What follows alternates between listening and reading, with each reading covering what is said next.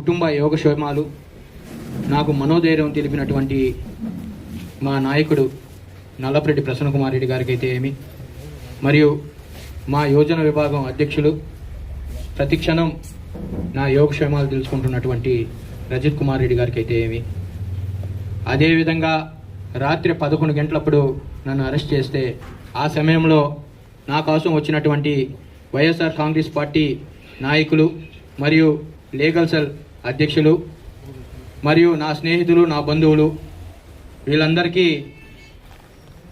నేను జీవితాంతం రుణపడి ఉంటానని చెప్పి తెలియజేసుకుంటున్నాను. అదేవిధంగా నేను ఆపద సమయంలో ఉన్నప్పుడు నాకు మరియు నా కుటుంబానికి ధైర్యం చెప్పినటువంటి నల్లపరెడ్డి కుటుంబానికి నా జీవితాంతం రుణపడి ఉంటానని చెప్పి తెలియజేసుకుంటున్నాను. అదేవిధంగా చలపతి గారిని అరెస్ట్ చేయడం తీవ్రంగా ఖండిస్తూ సెలవు తీసుకుంటున్నాను. ఇంతకు మించి నేను ఎక్కువ మాట్లాడకూడదు, ఎందుకంటే నాకు ఇంకా బెయిల్ రాలేదు కాబట్టి మాట్లాడకూడదు. వచ్చిన తర్వాత ఖచ్చితంగా దాని గురించి అంతా మీతో అందరితో మాట్లాడతాను.